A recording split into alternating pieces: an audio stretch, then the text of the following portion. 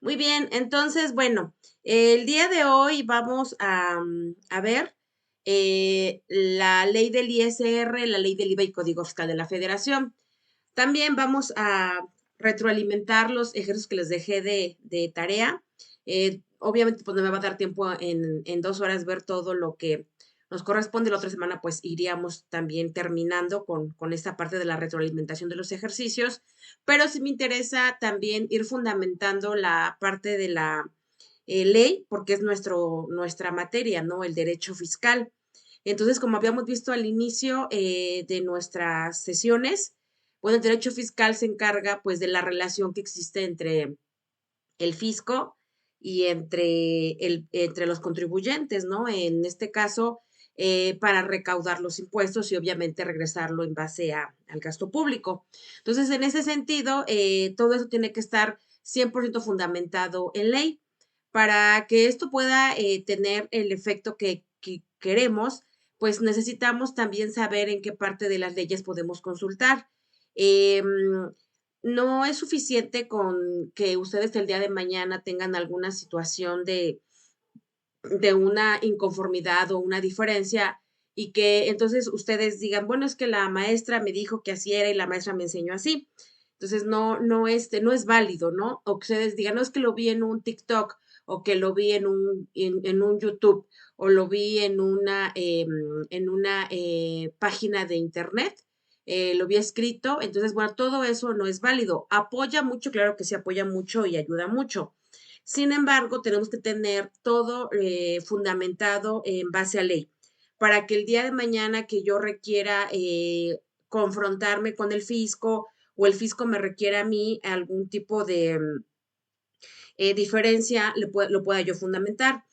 A mí me pasó, como por ejemplo lo expongo, que yo tenía un contribuyente, o tengo más bien un contribuyente, pero bueno, estamos hablando del año 2017. Él es transportista, es persona física activa empresarial transportista. Bueno, entonces ella no está obligada, fiscalmente hablando, a llevar una contabilidad formal. Su contabilidad de esta persona es simplificada. ¿A qué nos referimos con contabilidad simplificada? Bueno, pues a que debe llevar un libro de ingresos y de egresos.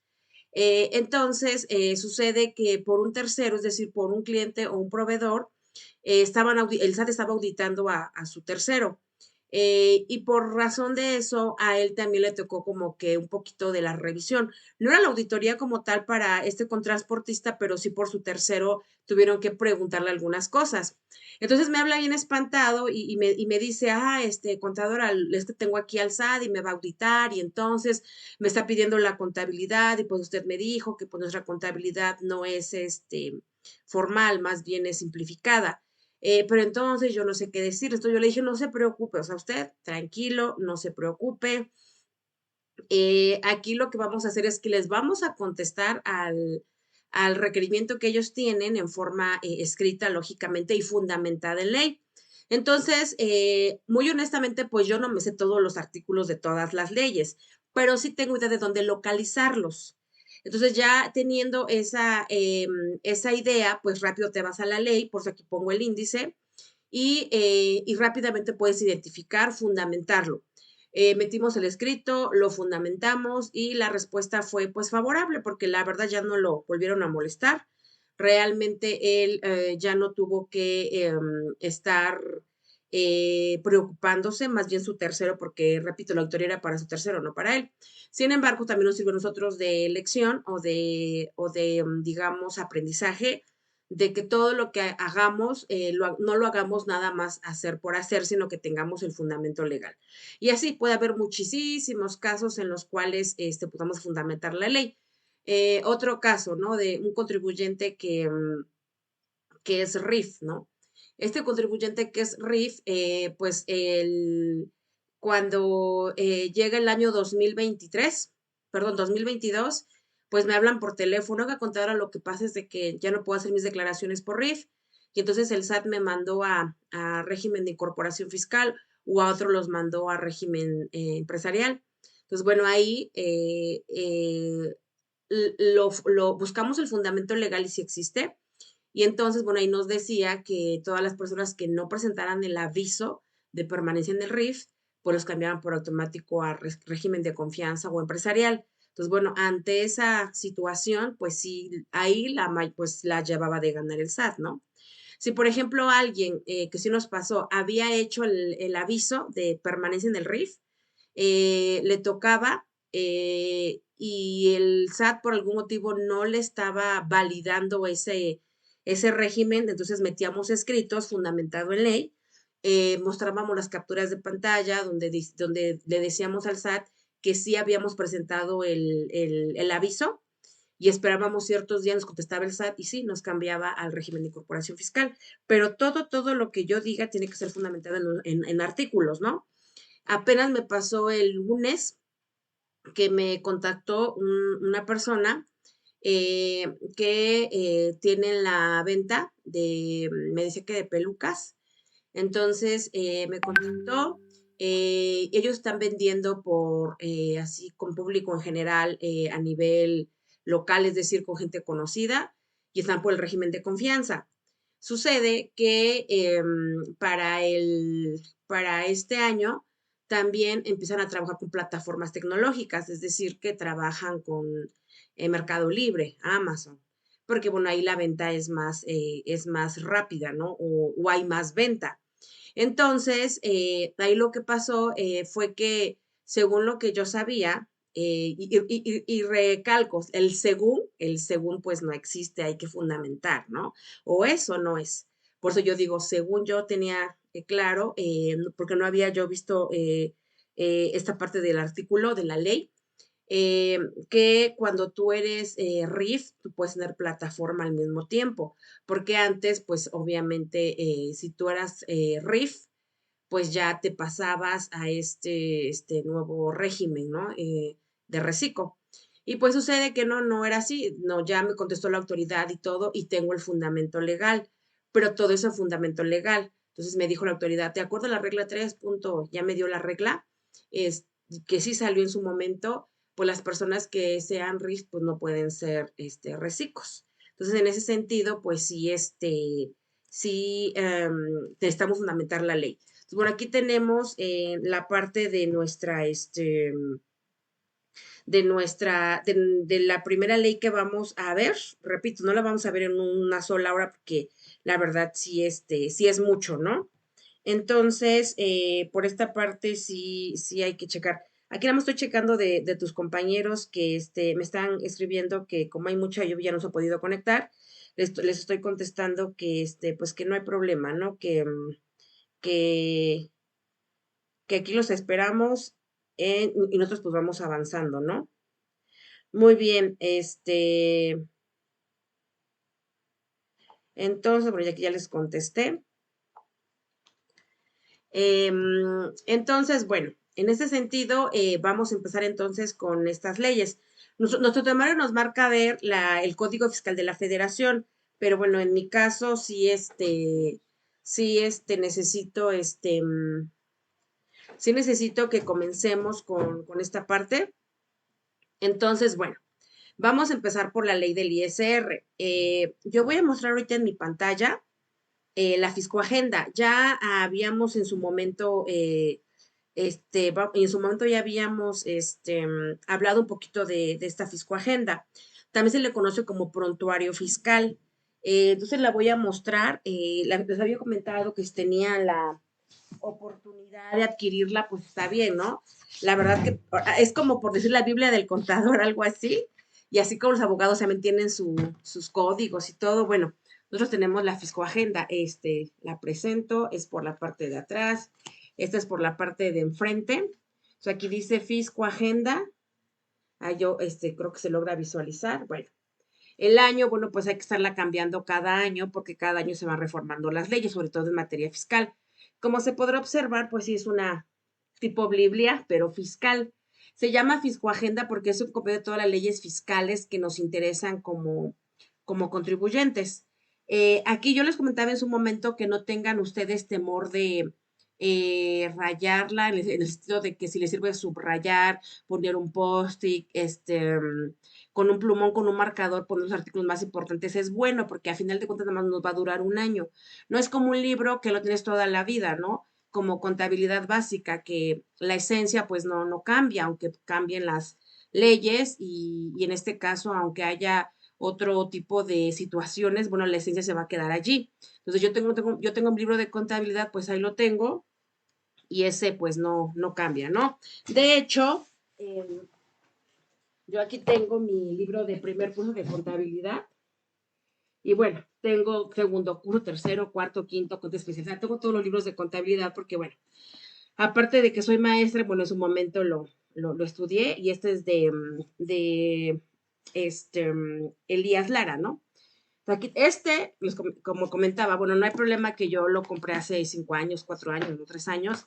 La verdad es de que es lo mismo, nada más cambia la parte fiscal, ¿no? Que a lo mejor yo calculaba hace, no sé, 20 años el IVA al 15 y ahorita es al 16, por ejemplo. A lo mejor hay otros que calculaban el IETU, por eso el IETU ya no existe. A lo mejor hay otros que calculaban el IDE y ahorita el IDE ya no existe. La parte fiscal es donde va a cambiar, pero la parte como tal contable, pues no. Entonces, bueno, esta es la parte contable, como decíamos. Pero la parte fiscal es la que me interesa ver, que es esta, la Biblia contable. Entonces, bueno, para que ustedes también la tengan. Les adjunté en Classroom las tres leyes, la ley del ISR, la ley del IVA y el Código Fiscal de la Federación. En la sesión de hoy, entonces, veremos cómo está clasificado u ordenado estos ordenamientos fiscales. Como primer punto, vamos a tener acá, no sé si se logre visualizar, si me parece que sí. Acá, esta parte blanquita va a ser la ley y la parte oscurita va a ser su reglamento. De modo que de acuerdo a la jerarquía de la ley, recuerden que primero está la constitución política. Después ya vienen las demás leyes, luego sus reglamentos, luego sus transitorios y luego las resoluciones. En materia fiscal hay mucha resolución miscelánea. Hay mucho cambio, cada rato sale y sale las leyes. Entonces, en ese sentido, hay que estar como bien atento a lo nuevo que vaya saliendo. Es decir, que yo esta la compro el 1 de enero del 2023, por ejemplo. Pero puede ser que para marzo ya cambió algo, para abril ya cambió algo, ahorita para julio ya cambió. Por ejemplo, no vamos lejos, la factura. Hasta el mes de abril yo podía facturar con la versión 3.3. Ya ahora puedo facturar solamente con la 4.0, es decir, que entró a partir del 1 de abril la factura 4.0. Entonces aquí lo que viene de la 3.3 pues ya no me va a servir. Eh, Solamente me va a servir pero en caso de auditorías, ¿no? Que ya ven que es hacia atrás.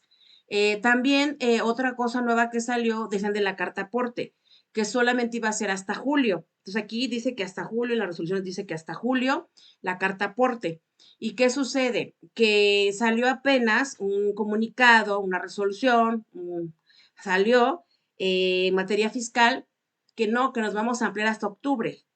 Entonces, bueno, eso es lo que les comentaba, que esta cambia y cambia constantemente, hay que estar pero bien al pendiente. Entonces, bueno, la primera ley que trae acá es la famosa ley del ISR.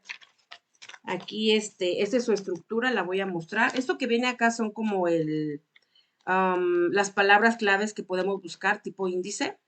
Pero bueno, la primera hoja es el índice de la ley del ISR. Entonces, lo primero que me trae mi fiscoagenda, esta parte es la ley del ISR. Esto oscurito es el reglamento de la ley del ISR. Entonces, yo quiero irme al reglamento, me voy a lo negrito y aquí me dice reglamento de la ley del ISR. No sé si se puede ver, pero bueno. Posteriormente, si la cierro, después de lo negrito viene otra parte blanquita, que es otra ley. Cuando yo la abro, pues ya ahí tengo que es la ley del IVA. Lógicamente, la parte negrita pues, se puede visualizar, y está delgadita. Bueno, pues es el reglamento de la ley del IVA. De modo que así va la estructura. Primera parte, ley del ISR. Después, su reglamento de la ley del ISR. Posteriormente sigue la ley del IVA y su reglamento de la ley del IVA. Si yo me sigo con la siguiente ley, bueno, pues la siguiente ley es el IEPS, el famoso impuesto especial sobre productos y servicios que hace 8 días nos preguntaba la compañera Adelaida, ¿no? O hace 15 me parece, de un contribuyente que ya tiene que maneja IEPS. Entonces, bueno, como su nombre lo indica, IEPS significa impuesto especial, o sea, no cualquiera lo tiene, solamente algunos contribuyentes. Entonces, es impuesto especial sobre productos y servicios. Entonces, ¿qué grava? Pues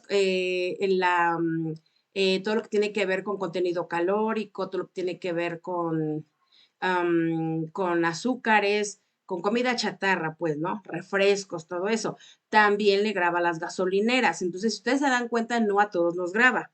Sin embargo, la ley del ISR junto con la ley del IVA, pues prácticamente a todos nos graba. Sí va a haber exenciones, pero van a ser mínimas. Si continúa aquí con la ley del IEPS que mencionábamos, que era lo negrito, perdón, lo blanco, cierro mi fiscoagenda y hay una parte bien delgadita, que es también algo negrito, que es un pequeño, o son unas cuantas hojas del reglamento de la ley del IEPS, ¿sale? De modo que vamos a tener, haciendo un pequeño resumen, primero, ley del ISR, su reglamento. Después, la ley del IVA, su reglamento. Después, la ley del IEPS, su reglamento. Ahí vamos 6, ¿ok? Continuamos. Después del reglamento, voy a encontrar acá, ahora sí lo que nos corresponde ver, que es el famoso Código Fiscal de la Federación.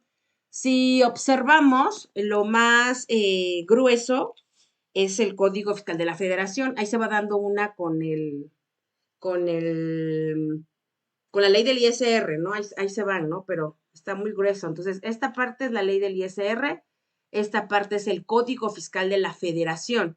Se abrevia con CFF. No nos vaya a pasar cuando yo doy clases en primer semestre, bueno, que toman fiscal, claro, y entonces les pongo, ¿qué significa CFF?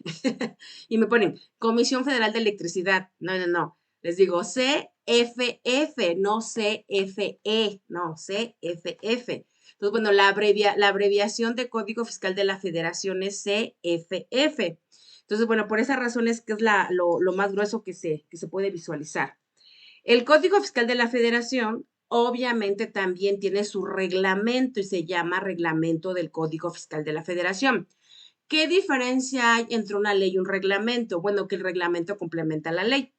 Este es el que me va a explicar, de acuerdo a lo que dice la ley, cómo hacer las cosas. Pero en orden jerárquico, primero está la ley y luego está el reglamento. Entonces, bueno, para que lo tengamos ahí claro, ¿no? Abro mi fiscoagenda y este es el famoso Código Fiscal de la Federación, ¿vale? Aquí viene todo lo que habla el Código Fiscal, que ahorita vamos a ir hablando de eso. Y finalmente, esto que vemos acá como sombreadito con unas pestañitas, son otras leyes que puso el SAT, que incluso una ley es la famosa ley del SAT. Y luego continúa la ley del procedimiento contencioso, que es cuando yo tengo inconformidades con el SAT, cómo voy a hacer o sea, cómo va a ser el procedimiento, pues, para yo pelearme con el SAT. Eso lo hacen mucho los fiscalistas, pero abogados, ¿no? Que se dedican a esta parte de lidiar. Después vamos a tener, la verdad es que está muy chiquito la ley de procedimiento contencioso. Y posteriormente, ya que se acaban esas pestañitas, vamos a encontrar la ley de ingresos de la federación. La ley de ingresos de la federación, como podemos ver, nada más son bueno, es esta parte para que se visualice bien, es esta parte. Y la verdad es que nada más son 3 capítulos, está muy chiquita, pero bueno, para que sepamos que en la fiscoagenda viene la ley de ingresos de la federación. Recordemos que de ahí se parte para el presupuesto, para designar los impuestos y saber cuánto es lo que espera recaudar la federación durante el año que estamos hablando. De hecho, ahorita en septiembre ya tienen que presentar la iniciativa del presupuesto para 2024 y debe quedar aprobado para que ya por octubre, noviembre ya conozcamos los montos y ahora sí ya cada instancia haga pues su proyección futura de 2024, porque debe quedar, eso tiene que quedar antes de que ellos se vayan de vacaciones, los servidores públicos. Entonces tiene que ser antes de diciembre. Y ya para que el 1 de enero del 2024 ya esté impresa toda la parte fiscal que nos compete, junto con otras leyes, claro. Y después voy a tener, después de la ley de ingresos de federación, voy a tener lo que se conoce como Ley Federal de los Derechos del Contribuyente, que es esta partecita, ¿no? También está muy chiquita, pero es la Ley de los Derechos del Contribuyente.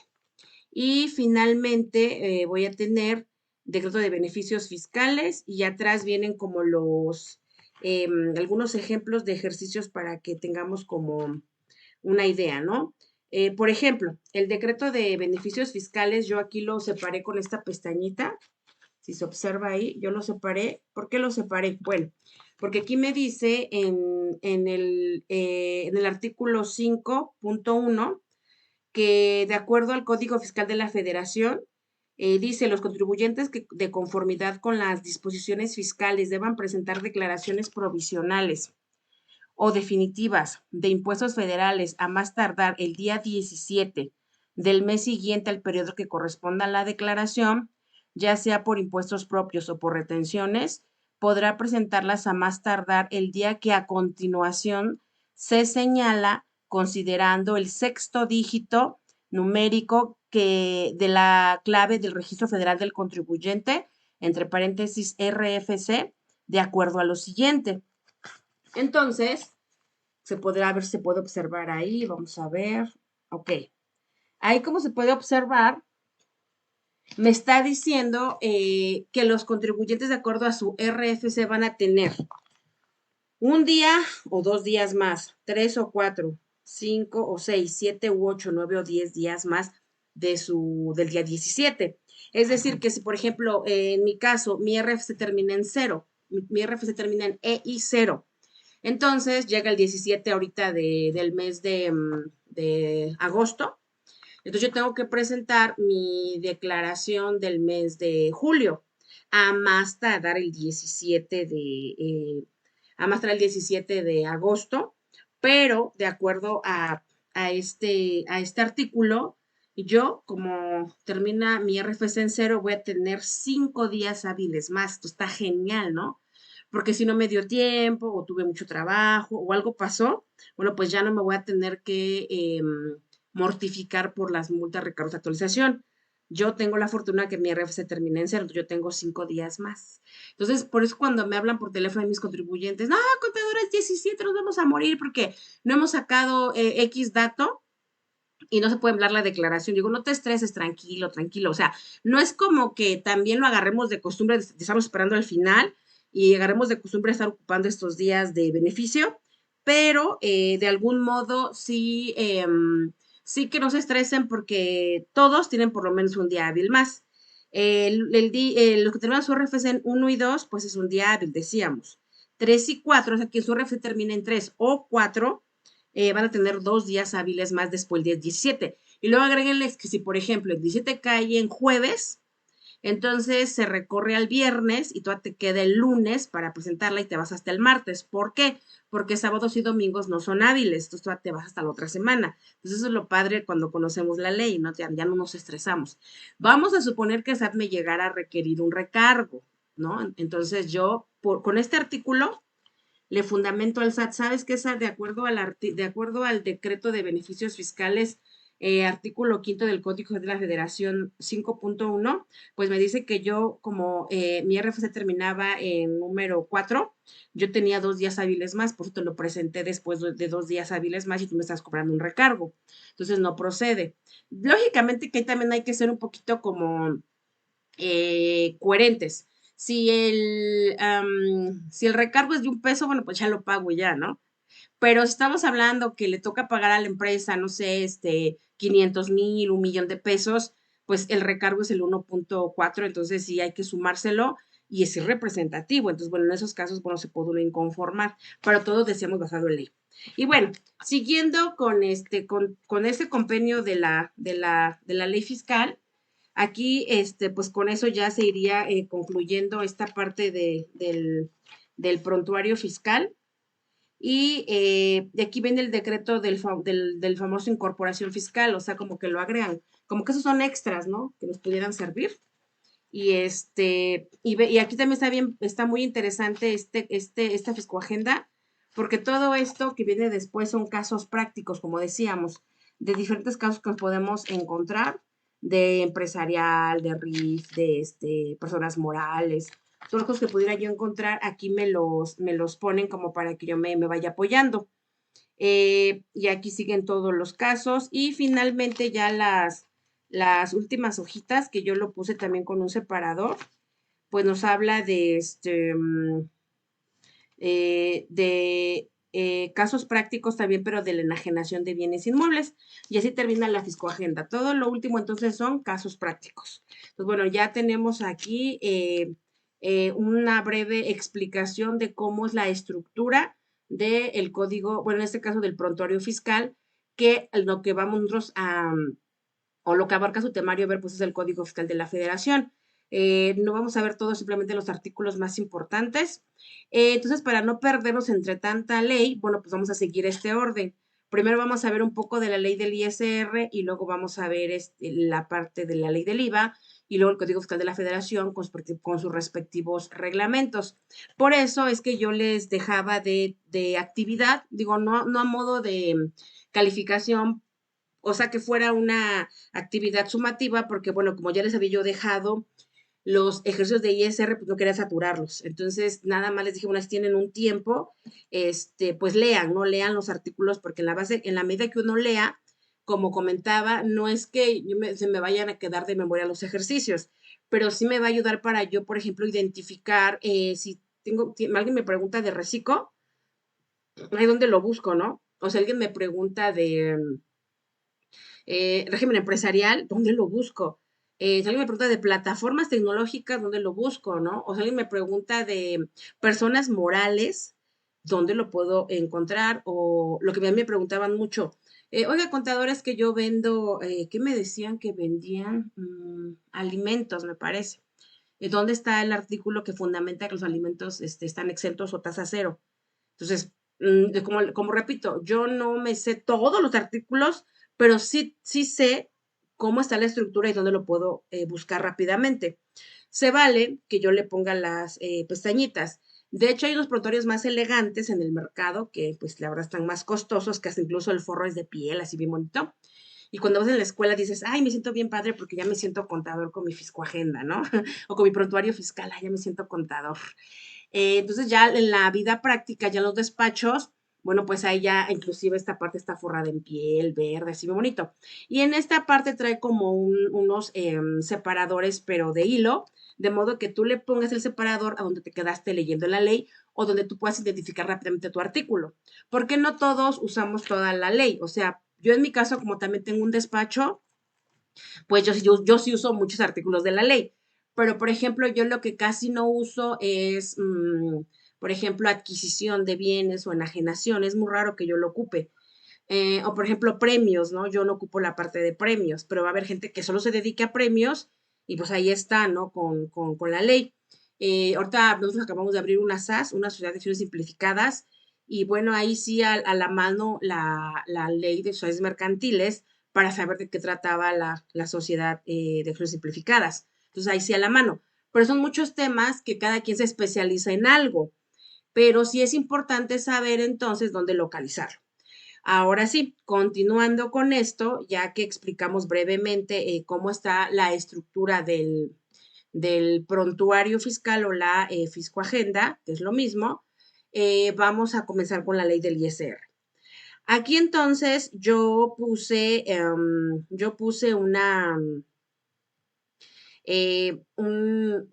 textual, una fotocopia de cómo está integrada la ley del ISR. De hecho, esa es una fotocopia de la ley. Lo quise poner así para que ustedes de algún modo tengan como ya familiarización de cómo vienen las leyes, ¿no? Entonces, por esa razón es que sí lo puse tal cual. Bueno, como podemos ver entonces, ya ubicándonos solamente en la ley del ISR, vamos a encontrar que se divide en títulos, en capítulos y en secciones, ¿sale? Otra vez. La ley, bueno, no la ley del IRS en específico, sino todas las leyes fiscales, así como otras laborales, mercantiles, civiles, pues se van a dividir para tener un mejor orden en títulos, capítulos y secciones, ¿vale? Muy bien. Ahora, vamos a comenzar. La ley del ISR se divide en un primer momento en dos, en personas morales, personas físicas. Por eso, cuando empezamos el curso, comenzábamos hablando de la definición de persona moral y la definición de persona física. Recordemos que la persona moral, pues son todas las sociedades, ¿ok? También, bueno, de hecho aquí la misma ley en el artículo este nos dice que es una persona moral a nivel fiscal. Entonces ya habíamos definido que era una persona moral, que la componían las sociedades. De hecho acá, aprovechando que tengo aquí la ley a la mano, sabemos que es el artículo 7. Entonces, ¿qué me dice el artículo 7? Lo vamos a leer. Me dice el artículo 7. Me dice, persona moral. Definición, entre paréntesis, persona moral, acción y sistema financiero y previsión social. Otra característica que tiene este compendio de leyes, que es la famosa Fiscoagenda, ahí se puede visualizar, es que en cada artículo me trae el resumen de lo que trata ese artículo. Entonces está muy bien porque así ya también, si quiero buscar algo, pues es más fácil la búsqueda. Entonces me dice acá, artículo 7. Cuando en esta ley se haga mención a persona moral, se entiende comprendidas entre otras las sociedades mercantiles, los organismos, se entiende comprendidas entre otras sociedades mercantiles, perdón, los organismos descentralizados que realicen preponderantemente actividades empresariales, las instituciones de crédito, las sociedades y asociaciones civiles, y la asociación en participación, a través de ella se realizan actividades empresariales en México. Aquí me define la persona moral, pero yo para llegar a derecho fiscal, por eso ya tuve que haber atravesado un poquito por derecho civil y mercantil, porque en el civil vemos algo de las sociedades civiles, asociaciones civiles, o sabemos que es un civil, y ya en la parte de derecho mercantil, pues vemos cómo se compone el comercio, quiénes, de acuerdo a la ley mercantil, son empresas lucrativas o mercantiles o como quieramos llamarles, pero las define el artículo 1 de la ley mercantil.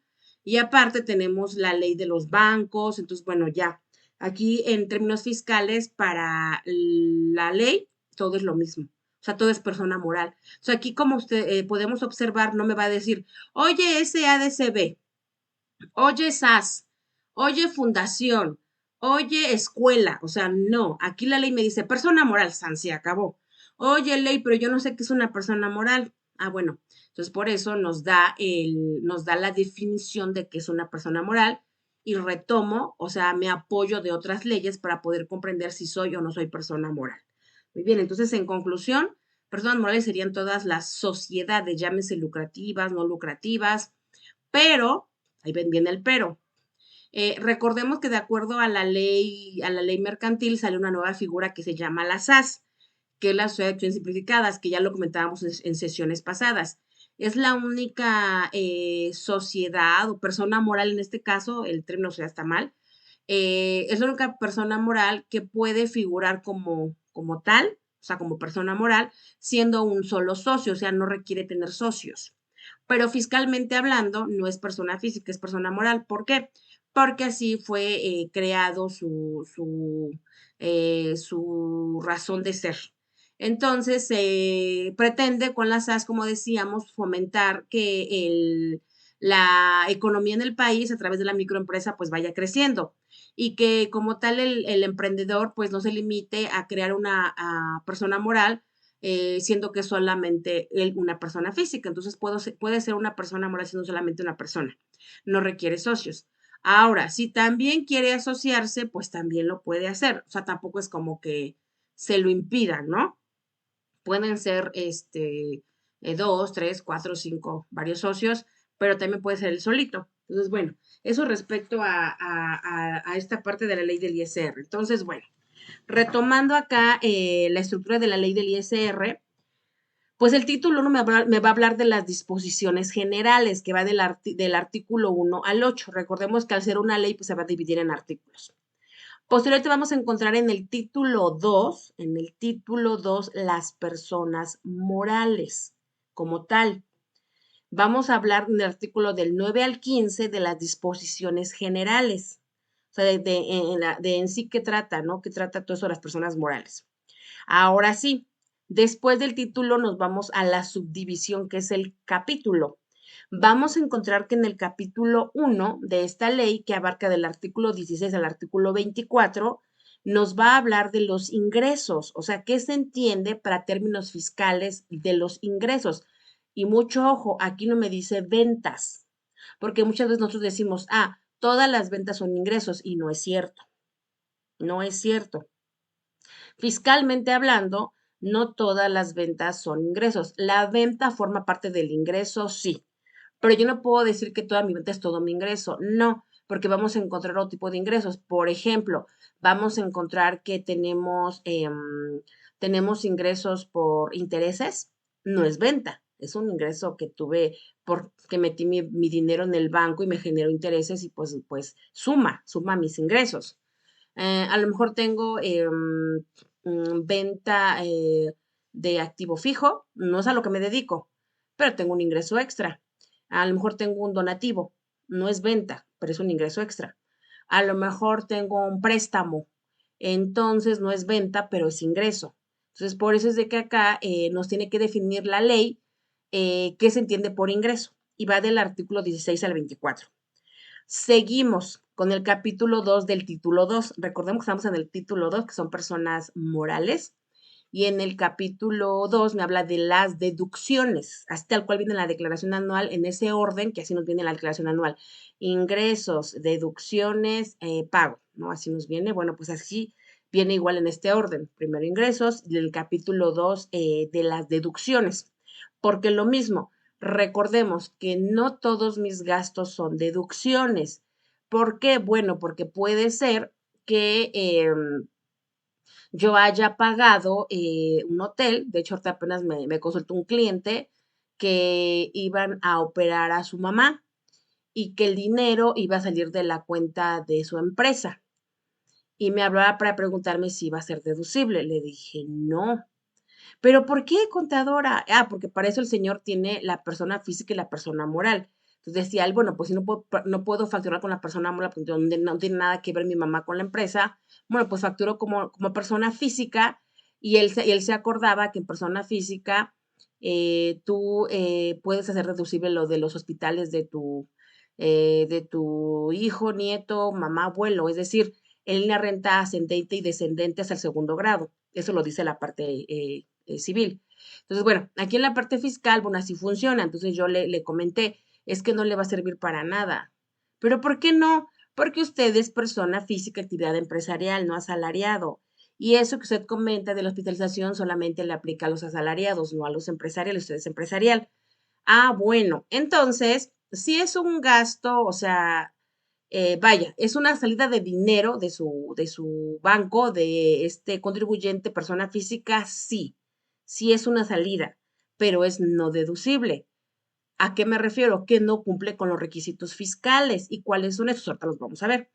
Esto me lo abarca del artículo 16 al 24. Entonces, si yo tengo duda de que ya estoy trabajando en el campo laboral y diga, ay, bueno, ay, ¿cómo sé que sí es deducible, que es deducible? Pues te va rápido al índice y ahí dice, del 16 al 24 te habla de las deducciones, ¿no? Perdón, eso es de los ingresos. De las deducciones en general, todavía lo que es el capítulo 2 se divide en secciones, que va de la 1 hasta la 3. En la sección 1, hablando de deducciones, es de las deducciones en general y que va del artículo 25 al 30. Después de la sección 2 me habla de las inversiones, que va del artículo, déjeme ver si veo bien, 31 al 38. En la sección 3 me habla del costo de lo vendido, que va del 39 al 43. Y hasta ahí. Eso es de respecto a las deducciones. Como podremos ver, entonces, no todos los gastos son deducciones. Vamos a encontrar también que si yo adquiero activo fijo, es decir, camionetas, carros, entre otras, todo lo que es, recordemos en contabilidad, todo lo que yo meto en activo fijo, ven que es circulante fijo y diferido, de acuerdo a nuestros estudios de conta. Bueno, pues todo lo que es activo fijo, eso es una inversión, pero hay que ver los topes. O sea, porque aquí nos habla precisamente que si yo compro un carro en 2 millones, no me puedo restar los 2 millones, nada más voy a restar la parte de la depreciación, ¿no? Y que así pasa de los 170,000 pesos, cuál es su tratamiento, entre otras cosas. Entonces, todo eso me lo va a fundamentar estos artículos que van desde el 25 de la ley del ISR hasta el 43 de esta ley. Entonces, bueno, ahí ya por lo menos ya ubiqué cómo está la estructura. Sigo en personas morales. Ahora, me cambio de capítulo. El capítulo 3 me habla del ajuste anual por inflación. Ahí me dice qué es el ajuste anual por inflación y cómo, cuál es su forma de calcularlo. Ya les adelanto, bueno, que esto queda solamente para las personas morales del régimen general de ley. Las personas morales que son ahora reciclo, recordemos que son las microempresas que no pasan de los 35 millones de pesos, bueno, pues ellas no, ya no usan como tal el ajustar por inflación, ¿vale? Después, el capítulo cuarto me habla de las instituciones de crédito, de seguros y de fianzas, de los almacenes generales de depósito, de las arrendadoras financieras y uniones de crédito. O sea, como que aquí me especifica cuál es su tratamiento de estas personas morales. Seguimos, repito, en personas morales. Entonces, yo tengo duda de cómo la ley define o qué entiende por una institución de crédito, es decir, los bancos, o qué entiende por una institución de seguros y fianzas, o qué entiende por los almacenes generales de depósito, o qué se entiende por arrendadoras financieras y uniones de crédito, bueno, pues eso me lo va a fundamentar del artículo 47 al 56. ¿Vale? Bueno, después nos vamos con el artículo, con el capítulo 5. Seguimos en personas morales. El capítulo 5 me habla de las pérdidas, ¿no? ¿Qué se entiende por pérdida? ¿Cómo me la voy a amortizar? ¿Qué me puedo restar? ¿Qué no me puedo restar? ¿Qué se entiende por una pérdida, no? Eso me lo fundamenta el artículo 57 al 58. Después, en el capítulo 6 del título 2, me va a hablar del régimen opcional para grupos de sociedades. Es un régimen opcional para ciertos grupos. El capítulo 7 me va a hablar de los coordinados. Ya el capítulo 6 y 7 ya son como regímenes o situaciones muy, digamos, excepcionales, es decir, que no todo el mundo lo usa, sino son como casos. Los coordinados más que nada son estos camioneros que tienen como sus líneas de transporte que viajan a todo el país. Entonces, bueno, ellos, como son personas morales, se rigen también por un régimen que se llama de los coordinados. Pero comentábamos, es muy específico estos casos.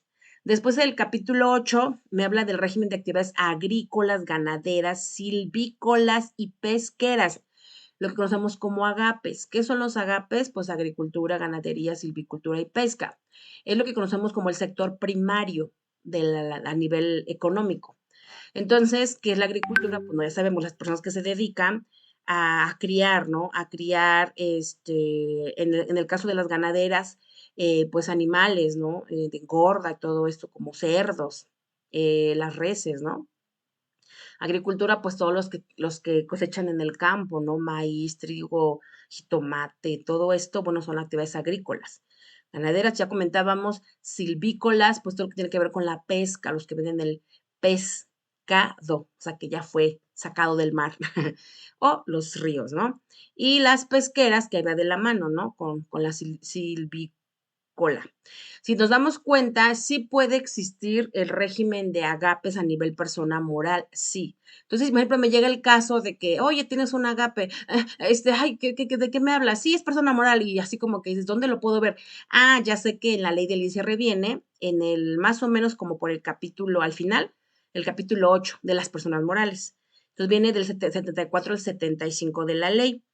Y el capítulo 9 de la ley del ISR, del título 2, seguimos en el título 2, que son personas morales, nos va a hablar de las obligaciones de las personas morales, ahora sí, ¿no? Que tiene que presentar. Por eso es de que yo insisto mucho, ¿no? Cuando me dan una persona moral, entonces yo les digo eso a mis contribuyentes, no, ¿sabes qué? Yo la verdad, no es que porque yo te quiera cobrar no es como, no es, aquí no aplica eso de que como es el sapo es la pedrada, ¿no? De que si veo que al contribuyente le va bien porque tiene un giro muy noble y le genera mucha ganancia, entonces me voy a mandar y le voy a cobrar bien caro, ¿no?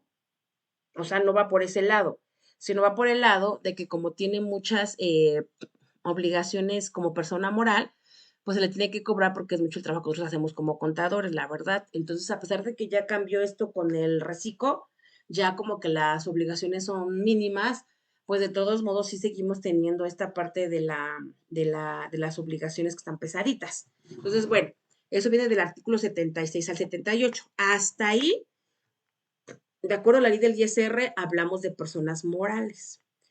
Si nos damos cuenta, es a comparación de las físicas, son poquitos artículos, pero en la vida real, pues las morales son las de mayor peso, donde más se puede ganar, donde más se puede cobrar, son las más activas, pues son las grandes, ¿no? De nuestro país.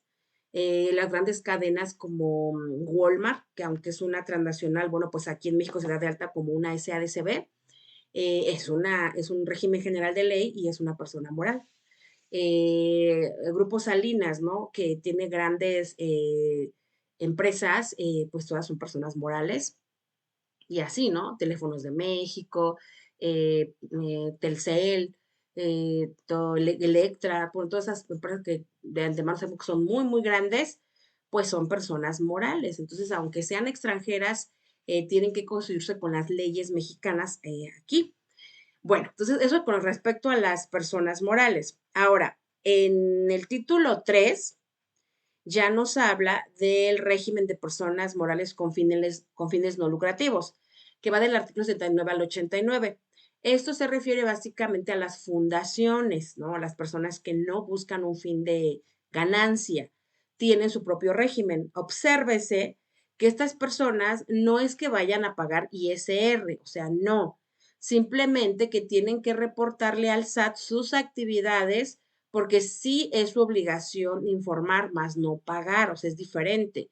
Entonces, muchas personas que desconocen la ley, pues se avientan la puntada de no hacer nada, pues porque como saben que son fundaciones, pues no están obligadas a un ISR y no hacen nada. Pero es muy diferente, es muy diferente informar que pagar. Entonces aquí sí está catalogado como persona moral las fundaciones. Por eso dicen aquí, régimen de personas morales con fines no lucrativos. Por eso es que muchos contadores se contratan o los contratan para llevar solamente fundaciones. Contadores, ¿eh? Porque aparte que llevan la administración, llevan la parte contable, pues tienen que llevar la parte fiscal. Porque aunque no paguen ISR, pues tienen que llevar contabilidad, tienen que pagar nómina. Eh, Aparte, si tienen trabajadores, ya se vuelven patrones, pues tienen obligación de darle a sus trabajadores, pagarles el aguinaldo, las vacaciones. Si contratan personas que lleguen a capacitar como instructores, pues tienen que pedirles su recibo de honorarios, etcétera.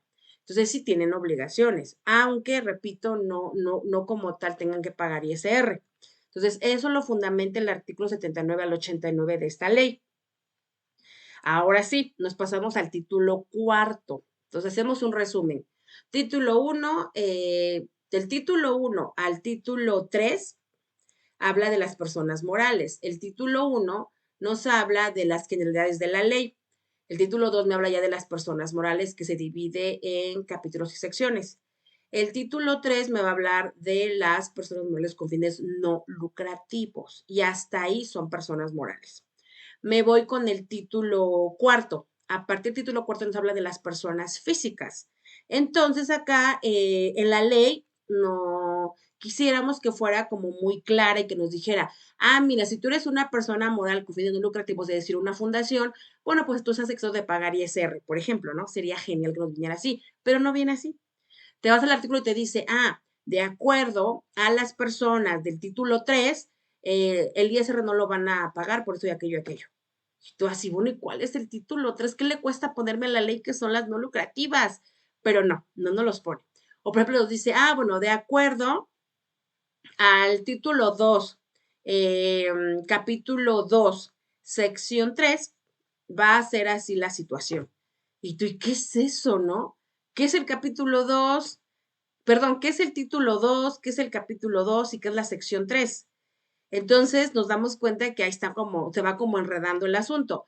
Pero si yo tengo bien clara la estructura de la ley del ISR, me va a ser muy fácil comprender la ley. Entonces es también como una técnica de estudio de la ley o de mejor comprensión de la ley, que tengas la estructura de cómo va los títulos para que le entiendas mejor.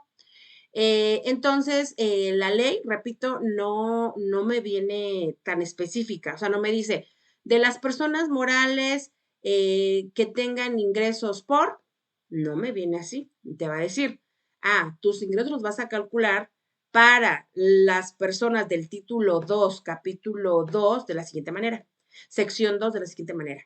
¿Y qué me está hablando la ley, no? Entonces, bueno, sí, la sugerencia es, hay que aprenderse la estructura, no como tal de memoria, pero sí hay que como que darle una leidita para que sepamos cómo viene ordenado y cualquier consulta que yo tenga, pues me sea fácil checar. Bueno, pasamos entonces a las personas físicas. En las personas físicas vamos a encontrar, así como en las personas morales, las disposiciones generales de las personas físicas en general, que es una persona física para esta ley. Después, así como en la parte de arriba de personas morales, se va a dividir entonces también en capítulos y secciones. Entonces, el capítulo 1 de las personas físicas me va a hablar de los ingresos por salarios y en general por la prestación de un servicio personal subordinado. ¿A qué se refiere? A los asalariados. ¿Quiénes son los asalariados para efectos fiscales?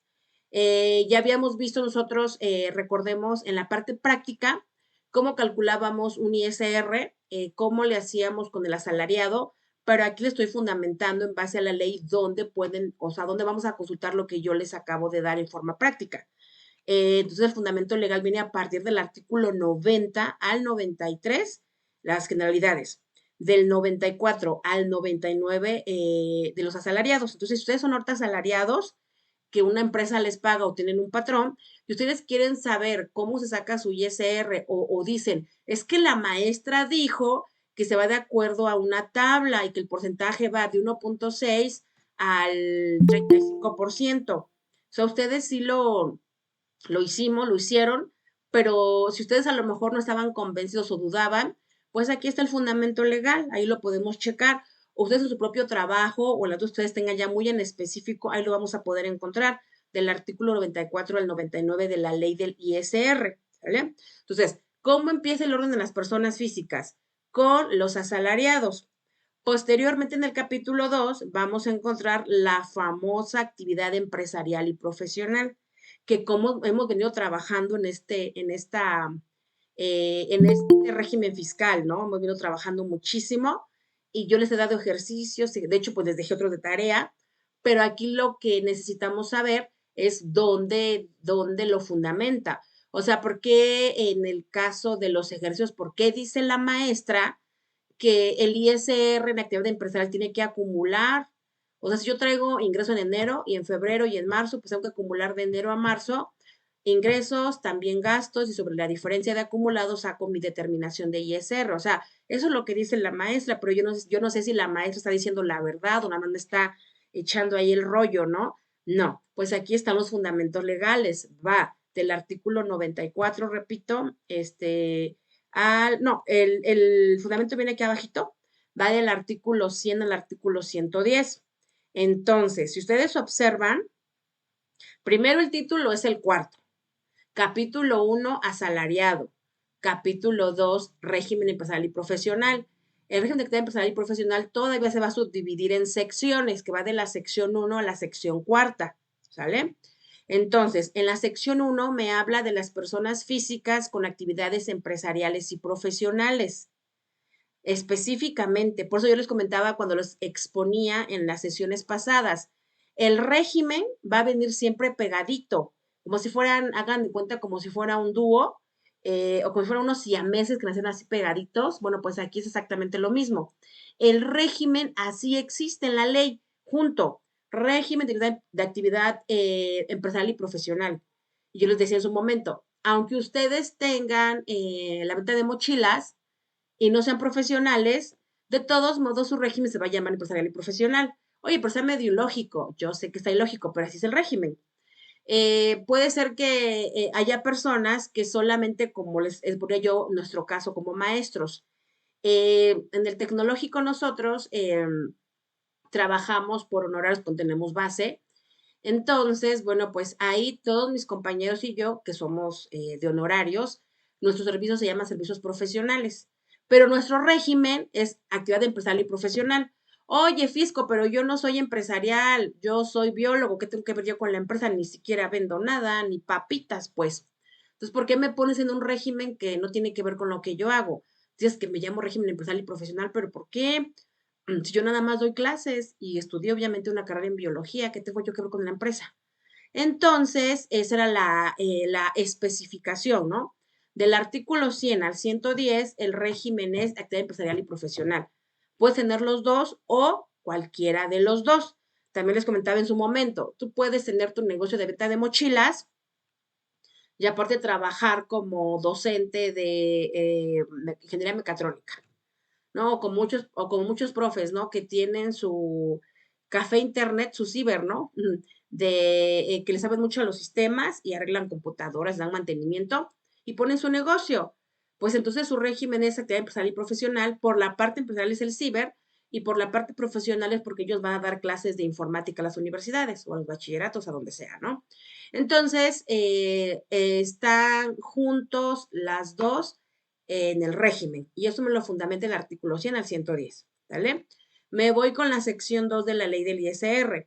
Me habla del régimen de incorporación fiscal, el famoso RIF. Ustedes se preguntarán, maestra, pero ¿por qué viene si ya no, si ya está derogado? Bueno, como comentábamos también en sesiones pasadas, viene porque las personas que todavía les falta por disfrutar sus 10 años, presentando el aviso, recuerden, de que querían permanecer en RIF, siguen vigentes, pero solamente para los viejos. Para los nuevos, es decir, para los que se dieron de alta a partir del 1 de enero del 2022, sí o sí van a ser reciclo, no RIF. También para los que en el 2021, a partir de agosto, se dieron de alta por automático son RIF, porque ellos ya no les aplica el beneficio de los 10 años. Conclusión, todos los que se dieron de alta hasta julio del 2021 hacia atrás y presentaron su aviso de permanencia en el RIF, está por eso todavía apareciendo el régimen de incorporación fiscal.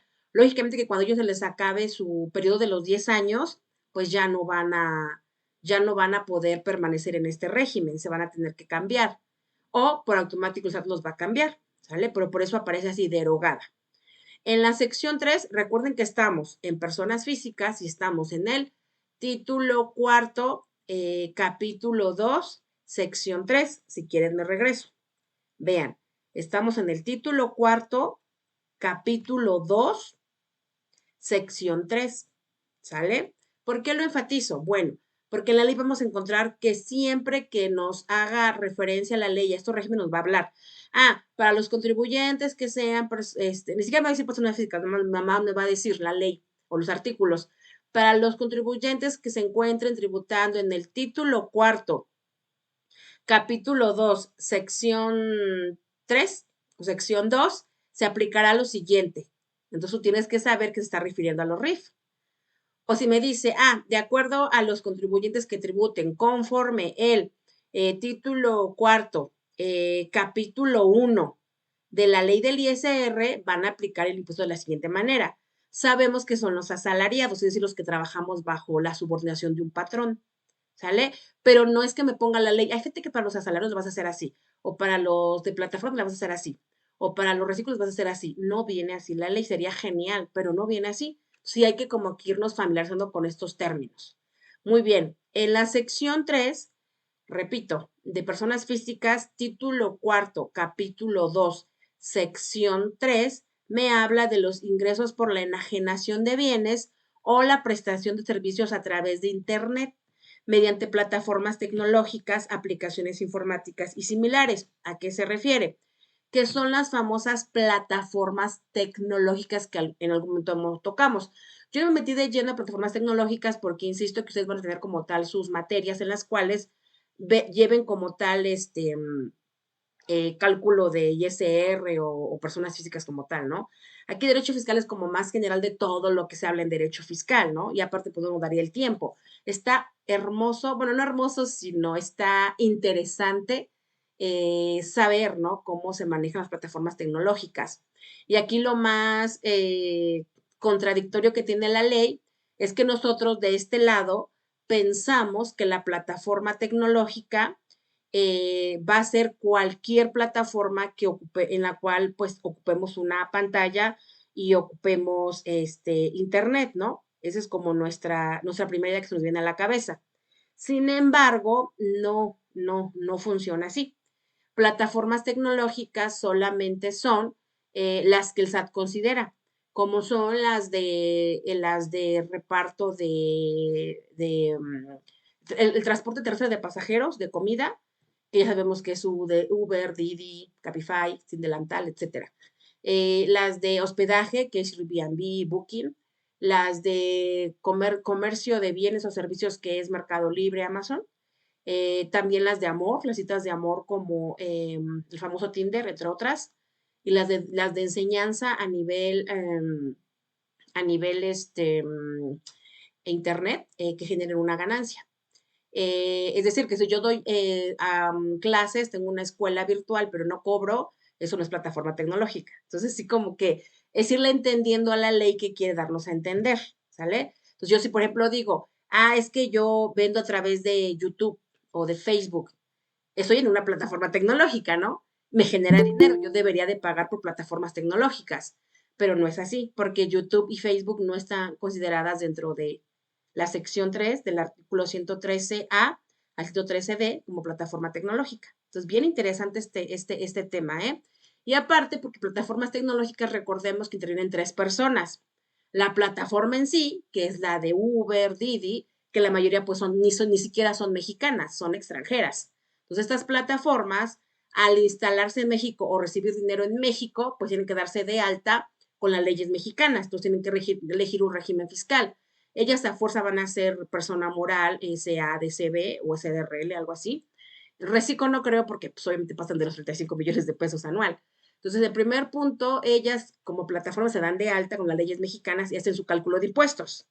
Número dos, los intermediarios, que ahí sí, somos los choferes, somos pues como tal, los que servimos de intermediarios entre la plataforma y el usuario final. Y finalmente, los consumidores que se les conoce como usuarios finales. Entonces, tiene como que su chiste estudiar esas plataformas tecnológicas, ¿eh? Entonces, todo eso me lo fundamenta el artículo 113A al 113D. Entonces, uno se preguntaría, oye, tanto rollo para A, B, C, D, para 5 articulitos, ¿no? Pues sí, así sucede. Después nos vamos con la sección cuarta, recuerden, del título cuarto del capítulo 2 de la ley del ISR, hablando de personas físicas. Me va a hablar ahora sí del famoso reciclo, de todo lo que hemos hablado durante el cuatrimestre o de este curso que tomamos de Derecho Fiscal, que hemos enfatizado mucho en el reciclo, que es nuevo, pues esto me lo fundamenta en la sección cuarta, que va del artículo 113E al 113G o J. En este caso, ahí me dice qué es el reciclo, cómo se calcula el ISR. También aclaro que me estoy enfocando solamente al ISR, aparte es el IVA. En la mayoría de regímenes, pues les va a aplicar el cálculo de ISR y al mismo tiempo de IVA, pero eso lo vamos a ver en la ley del IVA, ¿vale? Entonces, bueno, en este caso de la ley del ISR, pues nos habla, nuevamente les comento, en la sección cuarta y que me habla entonces del reciclo. Entonces, si alguien tiene, yo la verdad he conocido gente que tiene mucha capacidad de retención y tiene los artículos aquí en la cabeza y pues mi admiración. Yo en el primer despacho que trabajé como contadora, había un chico muy jovencito, también recién egresado de la universidad, Y entonces ahí el contador ahí le daba la función de lo fiscal, porque el textual se leía la ley y todo se le quedaba, ¿no? Se le quedaban los artículos. Entonces, cuando tú le preguntabas, fíjate que el reciclo, sí es el artículo 113 del 113 al 113J. Y así, pero ¿cómo le hacen, no? Oye, la depreciación, sí viene el artículo fulano de tales, de ta, ta, ta, ta. Parecía así como una grabadora, el muchacho. Y hasta la fecha, sigue trabajando en ese despacho. Entonces, hay gente que o sea, se le da de que se le queden todos los artículos, así como de lo que trata cada artículo. Ustedes tienen esa capacidad, pues la verdad se los aplaudo mucho. De todos modos, si no, aquí el caso no es que se lo aprendan de memoria, sino que sepan identificar a cada problemática, cómo le pueden dar solución identificando los artículos de la ley. Después tenemos ahora sí cambiamos de capítulo, miren, veníamos del título cuarto, capítulo 1, 2, y ahora vamos a pasar al capítulo 3. Recordemos que en el capítulo 2 se subdivide en 4 secciones. Entonces, con esto que entenderíamos, bueno, que los ingresos por actividades empresariales y profesionales se va a subdividir en la actividad empresarial y profesional como tal, el RIF, el RECICO y las plataformas tecnológicas, ¿sale? Ahora, en el capítulo cuarto ya son como regímenes muy específicos, no los vamos a encontrar tan en común, pero nos puede llegar a tocar. Entonces, sí hay que saber dónde identificar una parte de la ley. En el capítulo cuarto, entonces, del título cuarto de la ley del ISR, personas físicas, me habla de los signos por enajenación de bienes. O sea, no crean que eso es, que personas físicas eso es todo, no. Todavía vas a encontrar otro régimen que es la enajenación de bienes. Este se subdivide en 2 secciones, que es la 1 y la 2. La sección 1 me habla como tal del régimen en general, o sea, de qué trata la enajenación. Y después, si hay enajenación de acciones, pero en la bolsa de valores.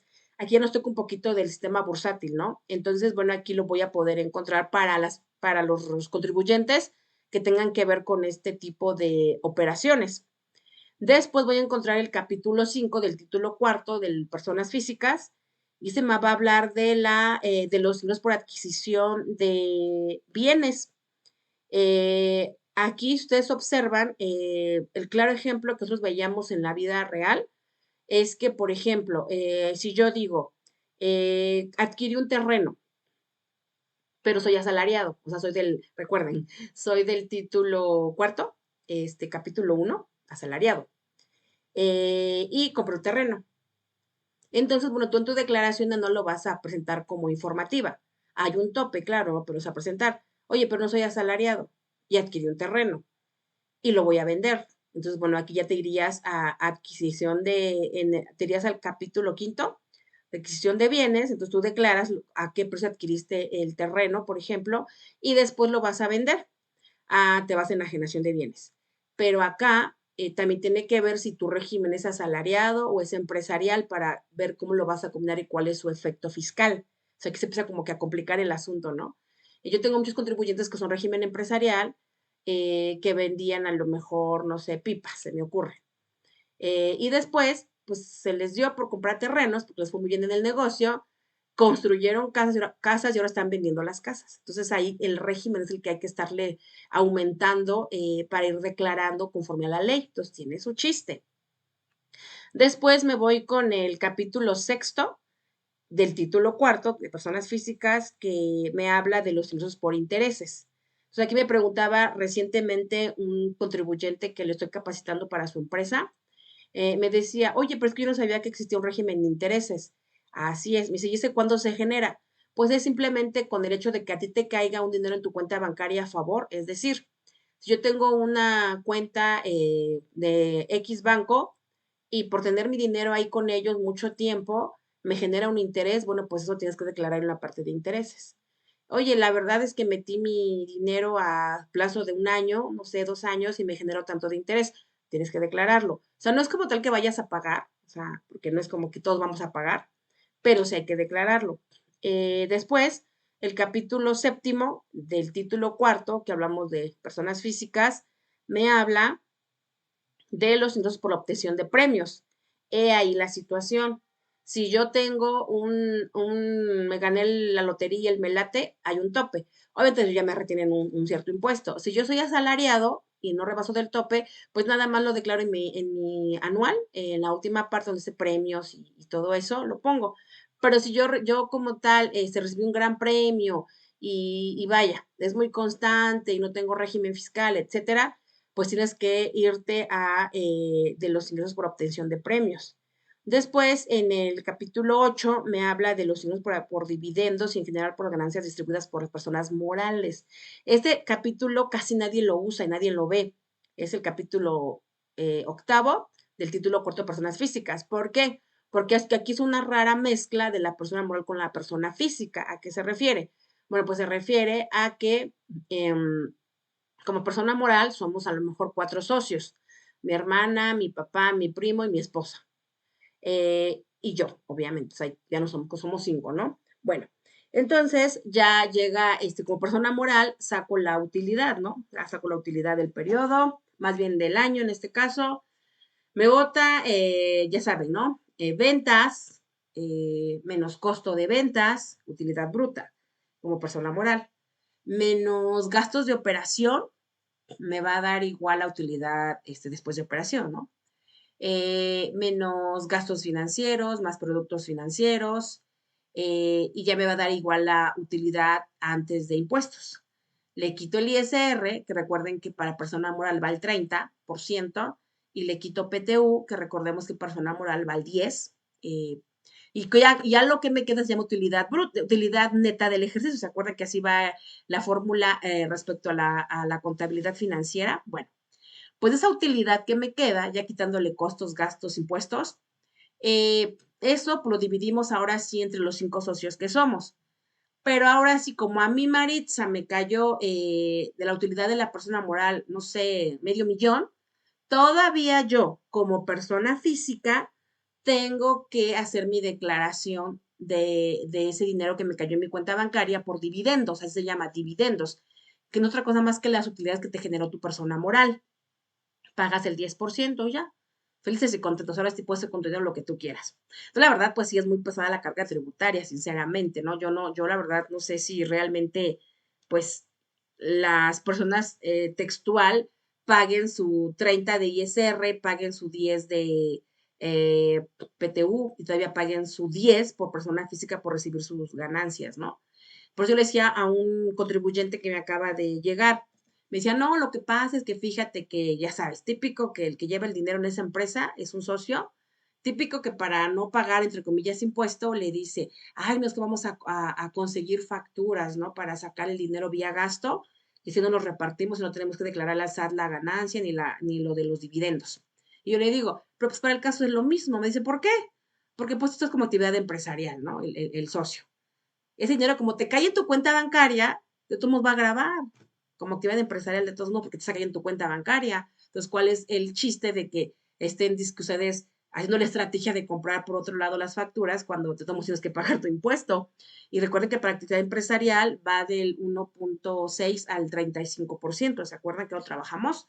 Entonces, pues de todos tienes que pagar impuestos, entonces mejor hazlo como debe de ser y ya no andes ahí como que comprando facturas, pagando comisiones por esas facturas. Digo, no, pues de todos modos tienes que pagar tu impuesto porque te va a quedar en tu cuenta bancaria. Entonces, bueno, eso respecto al capítulo que damos, capítulo octavo, que es de los ingresos por dividendos y en general por las ganancias distribuidas por personas morales. Las famoso, y el régimen se llama así dividendos. Entonces, cuando tienes a tu persona física, tienes que aumentar el régimen de dividendos como socio de esa empresa, aunque no haya como tal el reparto de la utilidad, ¿no? O sea, vamos a suponer que los socios determinan que no van a repartir las ganancias, sino que se va a quedar ahí en la empresa el dinero. Bueno, pues ahí se queda. Ya ven que contablemente lo registramos como utilidades pendientes de repartir, y ahí las vamos jalando, arrastrando, ¿no? Ahí las tenemos. Entonces, de todos modos, aunque eso sea, ellos tienen la obligación de dividendos. Aunque no haya reparto, tienen que declarar los dividendos en cero, pero tienen que declararlos pues, como personas físicas. Y bueno, finalizamos con el capítulo noveno, que me habla de los demás ingresos por la obtención de las personas físicas. O sea, si tú tienes un ingreso y no entra ni en asalariado, no entra ni en actividad empresarial ni profesional, no entra en RIF, no entra en plataformas tecnológicas, no entra en reciclo, no entra en arrendamiento. Ay, perdón, se me olvidó mencionar el capítulo 3 de arrendamiento, que es cuando tú das a rentar una propiedad. Entonces te das cuenta que tampoco entras allí, no entras en enajenación, no entras en acciones de bolsa, no entras en adquisición de bienes, no entras en ingresos por intereses, ni por premios, ni nada de eso, pues te vas a otros ingresos. Oye, ¿a poco se puede? Sí, porque recuerda que todo lo que tú tengas de ingreso que te generó una venta o una actividad económica, pues tienes que reportarle un impuesto al SAT. O sea, si tú no entras en ninguna de las que acabamos de mencionar, pues vete a la que dice otros ingresos para que ahí declares tu impuesto. ¿Sale? Y finalmente el capítulo 10 nos habla de los requisitos de las deducciones para personas físicas. Porque típico que me hablan a mí mis contribuyentes. Oiga, contadora, voy a poner un negocio de venta de comida. ¿Qué hago deducible? Yo les digo, es que no hay una lista. O sea, yo te puedo decir, el jitomate sí, la cebolla sí, las mesas sí, el mantel sí, tus pasajes no. O sea, no hay una lista, o sea, así como específica por cada giro. Tú tienes que irte a la ley, en este caso personas físicas, al capítulo 10, y ahí echar una leidita a ver cuáles son los requisitos de las deducciones, para que tú las puedas restar en tu declaración. Y obviamente el capítulo 11 que me habla de la famosa declaración anual del ejercicio de personas físicas, ¿sale? Entonces, bueno, a grandes rasgos, esto es como lo más, digamos, común que hablamos de la ley de ISR y que nosotros en el curso hemos estado hablando de actividad empresarial y profesional y se reciclo. Como podrán ver, pues falta plataformas, falta arrendamiento, falta más a detalle asalariado, falta declaración anual, falta ver como tal de las deducciones.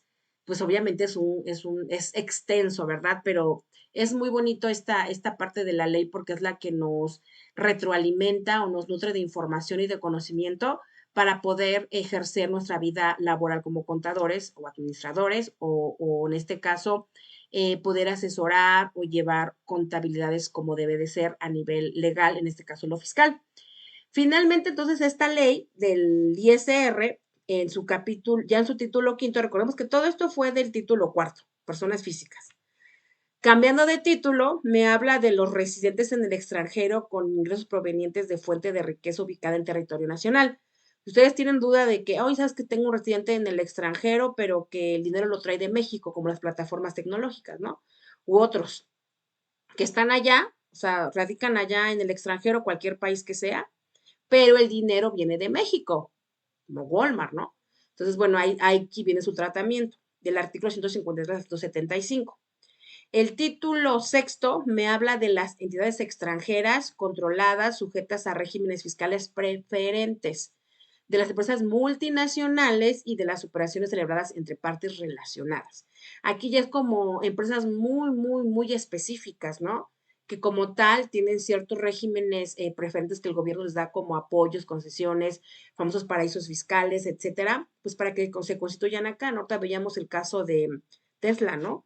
Que ven que se va a abrir en Monterrey. Bueno, pues para que esas empresas vengan a México y se constituyan, el gobierno tiene que proporcionarles beneficios fiscales para que ellos acá puedan venir a dar empleo.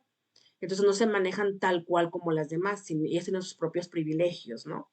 Y bueno, cerramos con el título séptimo, que me habla de los estímulos fiscales.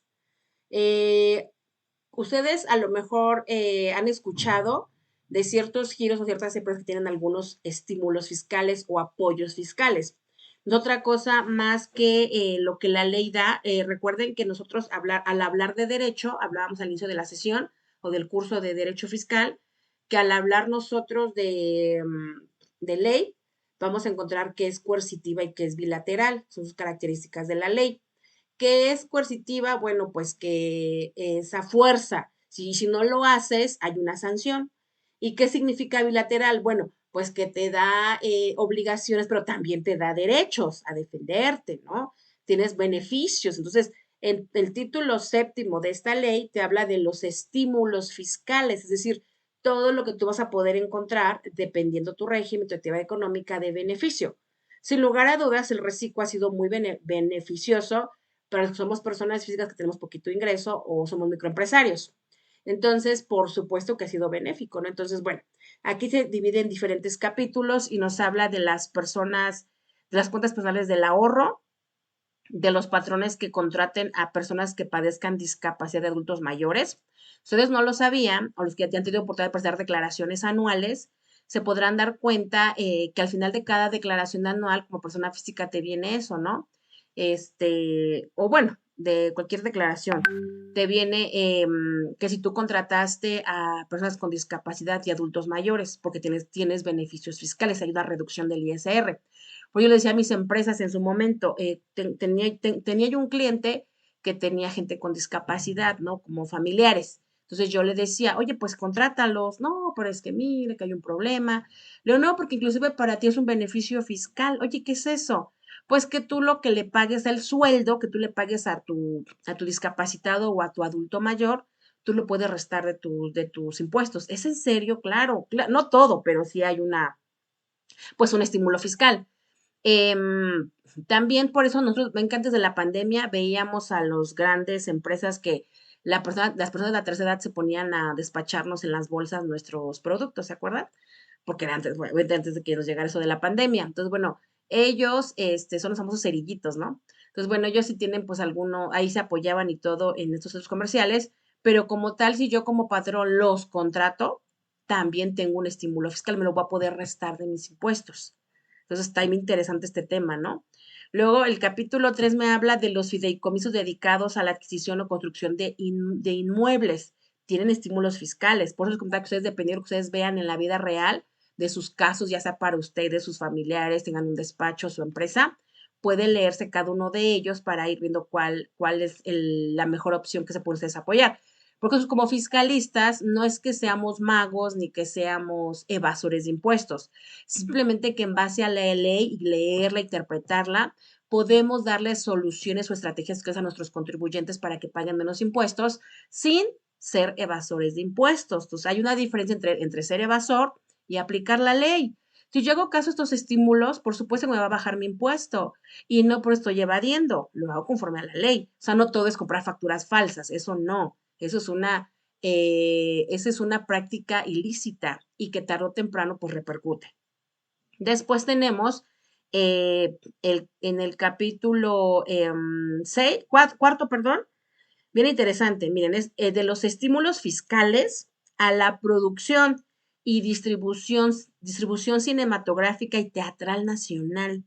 Entonces aquí lo que se pretende es apoyar al cine y al teatro, porque recordemos que nosotros, las bellas artes, recuerden ustedes lo que vieron en la primaria, en la secundaria, no sé en qué parte lo habrán visto, ¿no? De su vida estudiantil, ve que nos hablaban los maestros de las famosas bellas artes, que es la música, la pintura, la danza, la escultura, la cinematografía, ¿no? Son 7. Bueno, creo que entró una que es la 8. El caso es que aquí en México, como en otros países como tercermundistas, no es bien pagado estas obras de arte, ¿no? Por eso es de que tenemos mucha fuga de talentos que se van a otros países para, pues, poder vender sus obras, ¿no? Entonces, a raíz de eso, bueno, el gobierno crea estímulos fiscales para que la gente se ponga a hacer cine y se ponga a crear teatro. Ustedes observan en las películas, no sé si ustedes habían visto, bueno, yo sí me ha tocado ver, que al final en los créditos de cuando termina una película, sobre todo mexicana, obvio, dice, de acuerdo al capítulo cuarto, artículo 189 de la ley del ISR, así viene, al final de la película, estamos aplicando el estímulo fiscal para la cinematografía. Entonces, ay, pues qué bien, ¿no? De hecho, sí había mucho pleito al inicio cuando llegó el gobierno de AMLO, de Morena, porque decían que había dado estos estímulos para el cine. Entonces, pues que si de por sí el cine era un caos, e imagínense ahora sin estímulo, pues peor, ¿no? Pero lo que decían los gobiernos es que no es que lo quisieran quitar, sino que la gente era muy abusiva, entonces se tomaban estos artículos, pues para textual no pagar impuestos, y una cosa es un estímulo y otra cosa es que no pagues impuestos como tal. Entonces, bueno, aquí viene interesante. De hecho, cuando tú haces tu declaración anual, te pregunta, ¿tiene estímulos para la producción, distribución cinematográfica y teatral? Ya tú le contestas, ¿no? Entonces, yo por eso les digo a mis contribuyentes, si tú tienes el agape, o sea, agricultura, ganadería, silvicultura y pesca, y aparte, o sea, te dedicas a eso, pues ni te estreses, porque pues sí, ese ni vas a pagar prácticamente. Y si tú aparte te dedicas al teatro y todo esto, bueno, pues tienes estímulos. Después tenemos el capítulo quinto, hablando del título séptimo, que habla de los estímulos fiscales. Tenemos de los tributos dedicados a la construcción y enajenación de desarrollos inmobiliarios, que es igual, ¿no? Lo que veíamos aquí en las personas físicas, en la sección quinta y sexta, perdón, quinta y el capítulo quinto, los tributos por adquisición de bienes, y el capítulo cuarto, que es de los dos por enajenación de bienes, ven que esos, habíamos comentado hace un momento que eran los que pues, se dedicaban a construir todo eso, pero a nivel persona física. Si tú lo quieres hacer igual, pero a nivel persona moral, pues te vas como régimen de ahora sí que general de ley, pero tienes estímulos, pero a nivel, recuerden, aquí en la parte de título séptimo. Entonces, si tú te dedicas a los desarrollos inmobiliarios, y a la venta, obviamente, de esos que son los que hacen, pues ya saben, las casas, ¿no? Si hay un estímulo fiscal y viene en el artículo 191. El capítulo sexto me habla de la promoción de la inversión en capital de riesgo del país. El séptimo me habla de las sociedades cooperativas de producción. Aquí le dan un capítulo en específico como estímulo a las cooperativas. Recuerden que las cooperativas son las personas que se juntan por un bien común, que tienen una ganancia, pero no como las SA, ¿no? Así de tan fuertes. Pero bueno, para ellas también hay un estímulo. Recordemos que las cooperativas se dividen en tres: sociedad de ahorro y préstamo, de producción y de consumo. Aquí el estímulo solamente se lo están dando a la de producción y viene del artículo 194 y 195 de esta ley. El capítulo octavo me habla de la opción de acumulación de ingresos por personas morales. O sea, aquí lo ponen derogado porque les voy a comentar un antecedente. Antes que existiera el reciclo, muchísimo antes, recuerden que el reciclo entró apenas en el 2022, 1 de enero.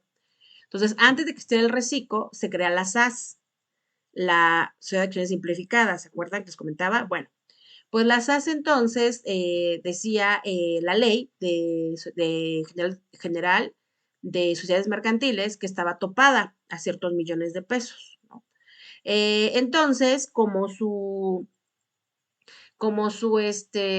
régimen, que era el general de ley, se manejaba como las otras grandototas, en la cual su régimen general, pues su ISR lo sacaban sobreacumulados, es decir, así como lo veíamos en su momento en física, ¿se acuerdan que acumulábamos los ingresos? De enero, febrero, marzo acumula y sobre la base, que es la utilidad, pero acumulada, se calculábamos la tablita, pues en moral es exactamente lo mismo, en personas morales. La moral tiene que sumar sus ingresos de enero, febrero, marzo, abril, mayo, hasta el mes que vayamos, y tiene que sumar sus gastos, enero, febrero, marzo, abril, hasta el mes que vayamos. Sobre la diferencia que la utilidad saca su ISR. Entonces, ahí era como muy injusto, porque entonces nosotros decíamos, oye, fisco, ¿por qué te voy a pagar de un ingreso que aún no me cae, ¿no? O sea, es injusto. Entonces, en ese sentido, pues sí nos dio la autoridad esta parte de la opción de acumulación de ingresos. Ay, pero es que se me fue la luz. Permítame un segundito.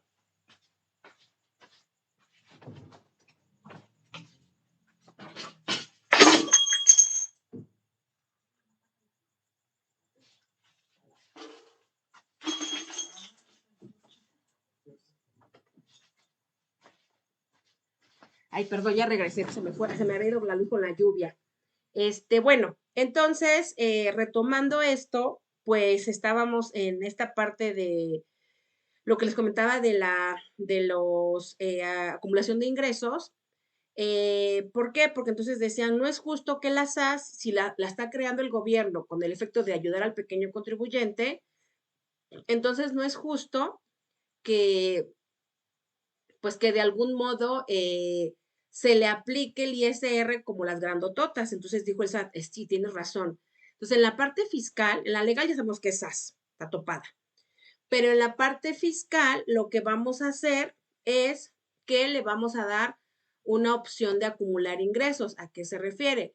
Que la SAS puede decidir si se va como régimen general o otro que se llama acumulación de ingresos, que entonces él va a decir, la SAS solamente te voy a pagar sobre flujo de efectivo, que es lo que hace ahorita Reciclo. ¿Qué es eso? Ah, bueno, que yo de lo que venda y efectivamente cobre, o sea, sí facturo, pero lo cobro, solamente le voy a pagar el impuesto, solamente de ahí. No se vale de que yo vendí 1,000,000, me pagaron 100 pesos y pagué sobre el millón. No, yo voy a pagar sobre los 100 pesos que fue lo que realmente yo cobré.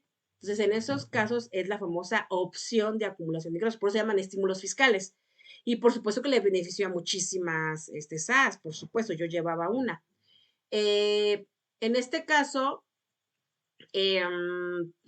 aquí lo que pasó fue que había también personas morales que también decidían, ¿no? Irse por esta acumulación de ingresos. Cuando llegue el reciclo, que fue el 1 de enero del 2022, como es parejo para todas las morales y físicas, para las físicas recuerden que es opcional, pero para las morales es a fuerza. Si las personas morales tenían menos de 35 millones de pesos, por automático el SAT se la llevaba a reciclo. Ya, ahí están en reciclo ahorita. Entonces, ¿qué pasaba si eran SAS? Entonces, es donde dicen, bueno, ahí para homogenizar, pues ya no te preocupes, ya ahora parejas todas las reciclo, aunque sean SAS, sean lo que sean, si tienen menos de 35 millones de pesos anual, pues se van a ir por la no acumulación de ingreso, ¿no? O sea, nada más lo efectivamente cobrado y pagado en el mes, y ya lo haces, ¿no? Ahorita, actualmente para reciclo, bueno, sí acumulamos ingreso, sí acumulamos egreso, pero de lo efectivamente cobrado y pagado. Esa es la diferencia. Entonces, si yo ahorita estoy en reciclo y tengo 1,000,000 de pesos, de los cuales me pagan 500,000, pues sobre los 500,000 hago mi declaración. En febrero lo mismo, en marzo lo mismo. O sea, sí acumulo, pero efectivamente cobrado y pagado. Solamente lo que sí me cayó en mi cuenta bancaria, ¿no? O que recibí en efectivo. Pero, pero aquí ya no es como antes que es sobre lo que vendiste, te lo hayan pagado, te lo hayan pagado, ¿no? Y aparte lo acumulas. Entonces, bueno, esa es la situación del capítulo 8 del título 7. Me voy con el 9 y me dice del estímulo fiscal a la investigación y desarrollo de la tecnología. Aquí siguen apoyando a la tecnología. En el 10 me habla del estímulo fiscal al deporte de alto rendimiento, también hay un estímulo. Y solamente el artículo 202 y 203. Para terminar, tenemos el capítulo 11 que nos habla de los equipos de alimentación para vehículos eléctricos. Entonces, ojo, mucho ojo. Los que adquieran vehículos eléctricos, que eso ya tiene bastantes años que salió, creo que antes de la pandemia inclusive, ya estaba este estímulo fiscal. Que entonces tú si tienes un auto eléctrico, pues obviamente lo hacen para fomentar que pues se cuide, ¿no? El medio ambiente, tienes estímulos fiscales, vas a pagar menos impuestos. Obviamente el 12 es el régimen simplificado de confianza, pero, mucho ojo, para personas morales. Ahí está el reciclo en personas morales. Nosotros hemos visto reciclo en personas físicas, nos falta ver en personas morales. Entonces, bueno, a grandes rasgos, chicos, esto es el resumen de lo que habla la ley del ISR. Y yo les comentaba que porfa leyeran del 1 al 20 de cada ley para que tuvieran como idea, aunque nosotros vamos a ver los artículos más importantes, porque pues no nos daría tiempo de ver todos. Hoy comenzamos con la ley del ISR. Vamos a seguirla leyendo. Les voy a dejar ahí unos artículos interesantes. Nos pasamos a ley del IVA y al famoso Código Fiscal de la Federación, ¿sale? Hasta acá, no sé si hay alguna duda o comentario. Aquí ya veo que ya no sé si hayan tenido acá alguna comentario. ¿Todo bien ahí? ¿Todo bien, Francisco? ¿Estás, Francisco? ¿Ya te fuiste? Muy bien, como que escuché que alguien se había conectado, pero se salió. No, maestra, aquí estoy. Muy Más bien, que también Francisco. como está como que con estas lluvitas.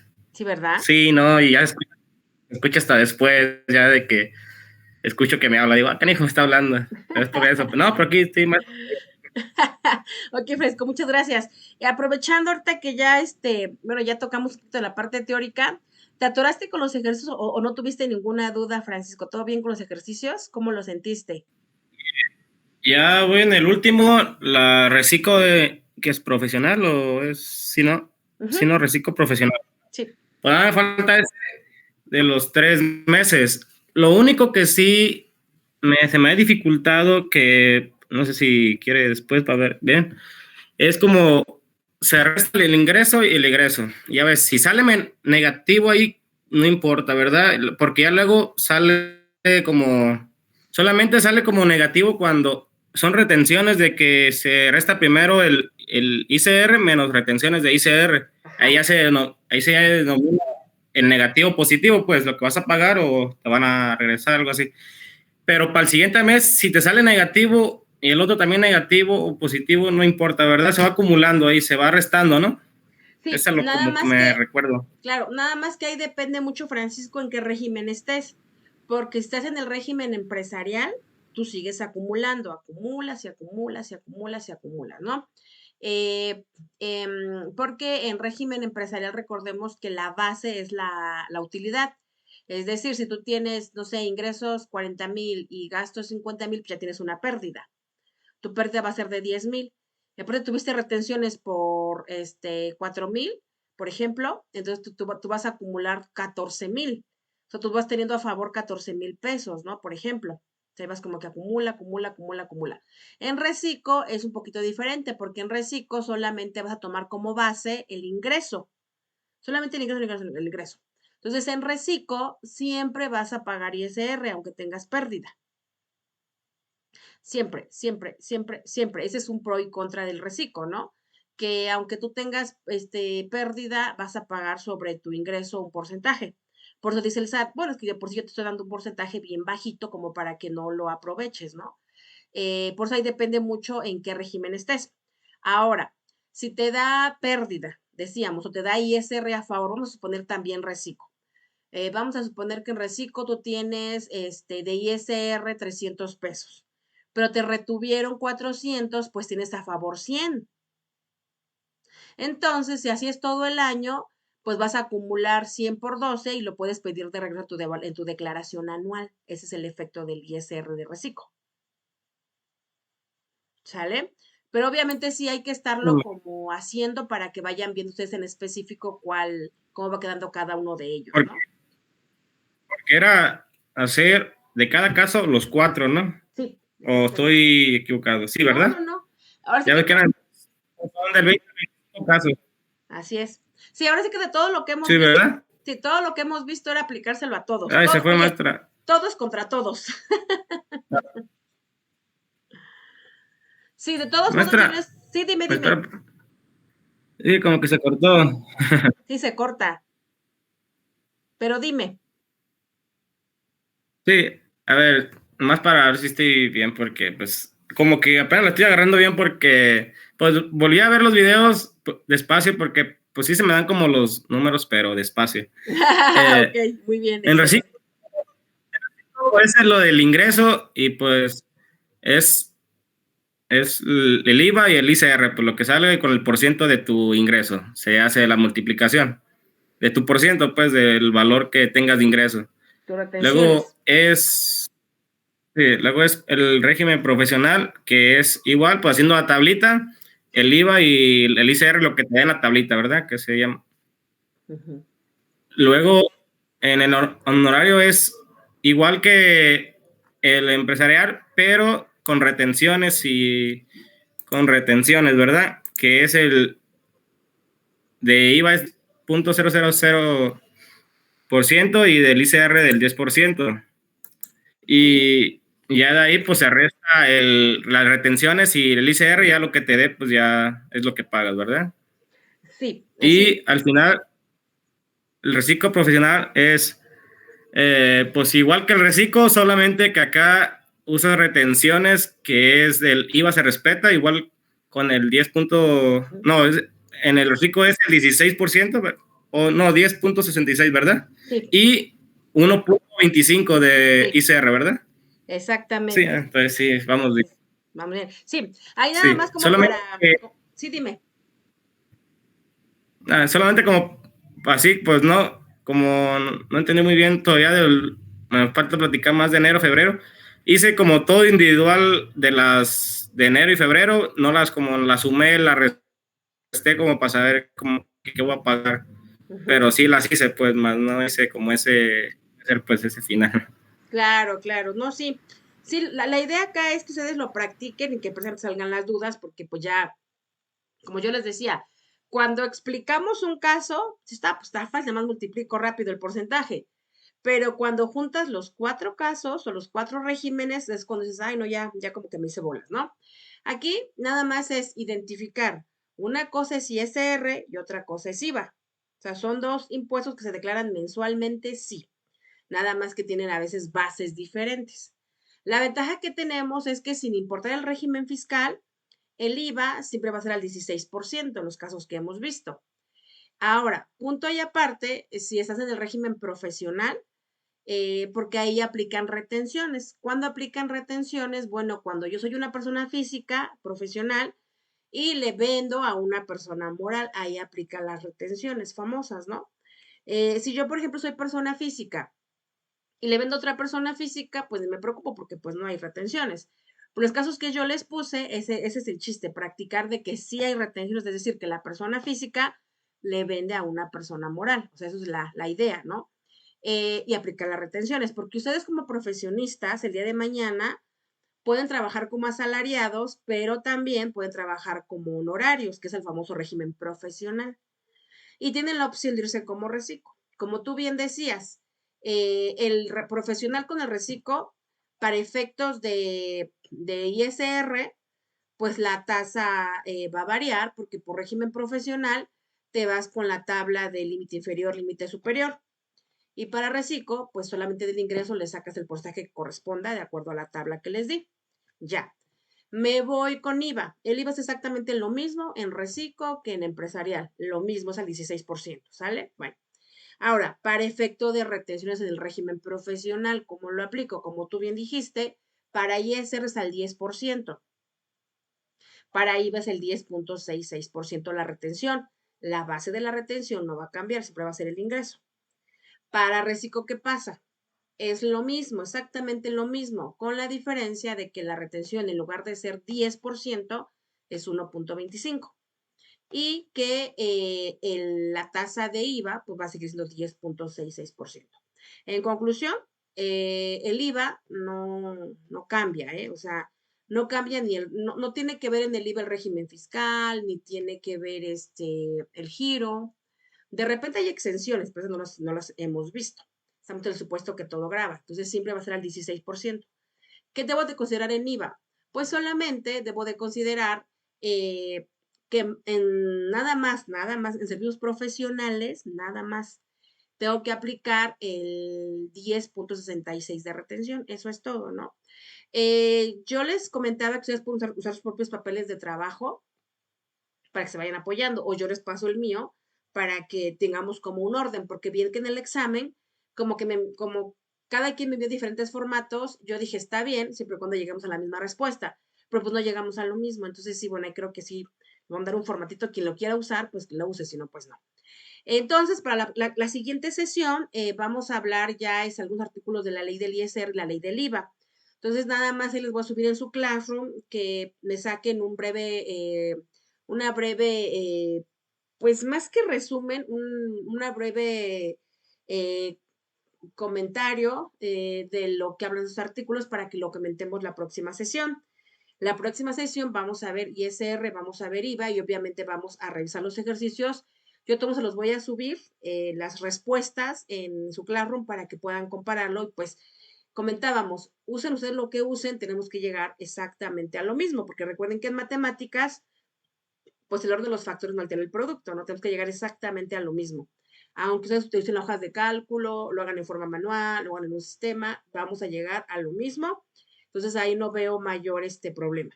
Me gusta mucho que ya estés, bueno, en este caso que por lo que me comentas, Francisco, pues ya tienes ahí ya tu resumen de lo que ya has estado trabajando. Entonces, eso es muy bueno porque en base a la práctica vamos a ir como avanzándole, ¿no? La parte fiscal, así como la contable, va muy de la mano con la parte práctica, ¿no? O sea, ahorita yo lo que leí de los artículos es súper importantísimo porque hay que fundamentar, pero también hay que saberlo aplicar a cómo es en la vida real esto de las tasas, ¿no? Sobre todo porque como veíamos cuando comentábamos el tema de los elementos del impuesto, que es sujeto, objeto, tasa, base, cuál es el chiste o el objetivo de conocer los elementos de los impuestos, lo que acabamos de ver, que no es lo mismo la base para ISR que para IVA, que no es lo mismo la base para un reciclo que para un régimen empresarial o profesional, que no es lo mismo la tasa o tarifa, porque para IVA es 16, para ISR, si el reciclo va del 1.5, del 1, perdón, al 2.5%. Si se va por régimen empresarial, va del 1.6 la tasa al 35%. Si es persona moral, siempre va a ser 30%. Entonces, he ahí la variación de las tasas dependiendo de los impuestos que tengamos. Si hablamos de IEPS, que no hemos visto IEPS, pues ahí va del 8, del 3, del 1, o sea, tiene mucha variación de tasas. Y el sujeto y el objeto, pues prácticamente vienen siendo los mismos. Sin embargo, en el IVA, pues es indirecto. Ya nos damos cuenta que graba sobre el consumo. Y el sujeto pasivo, pues es finalmente la persona que termina comprando el bien, ¿no? El consumidor final. Y en ISR, pues es la persona que genera la utilidad. En ISR, por ejemplo, pues no hay, sobre pérdida, no hay impuesto. Y vemos que en ISR reciclo sí va a haber impuesto. ¿Por qué? Porque ahí no le importa que haya pérdida. También veíamos respecto a las plataformas tecnológicas que en este caso pues son muchos sujetos, ¿no? Los que intervienen, ¿no? La plataforma como tal, el intermediario y el consumidor final. Entonces, bueno, ahí sí metemos también ISR e IVA, pero con diferentes enfoques. Entonces, bueno, hay al mismo tiempo que estamos practicando los ejercicios, estamos viendo los elementos de los impuestos, estamos viendo lo que dice la ley, el nuevo régimen que es el reciclo. Ya ahorita como nos quedan muy pocas sesiones, la verdad, yo quisiera abarcar pues más temas interesantes, sin embargo, por los tiempos ya no nos dan. Pero voy a tratar de enfocarme a otros temas o artículos de la ley que también les sirvan a ustedes. Entonces, pues ya esta parte de la ley, yo ya se la subí acá en su Classroom, ahí para que le echen una ojeada. Yo sé que son muy largas las leyes, pero bueno, ya ustedes poco a poco las van a ir haciendo. Le subí primero le subí la ley del ISR, esta habla a partir del artículo 1. Por eso quise leerles el índice, o en este caso la estructura para que nos ubicáramos. Ya sabemos que el título 1 me habla de disposiciones generales. ¿Quiénes son personas físicas y morales en México? Y así cada uno de los artículos, ¿no?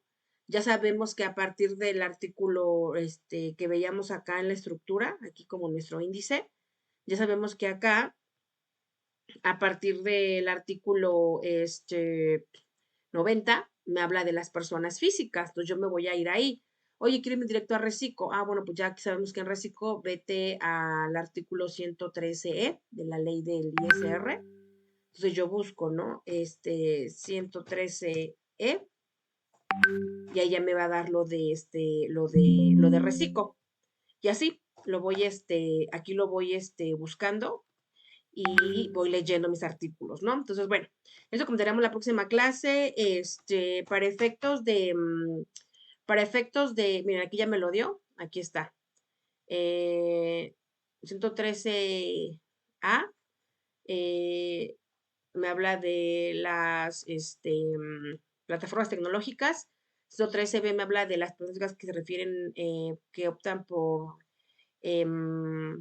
bueno, aquí siguen hablando de las plataformas tecnológicas.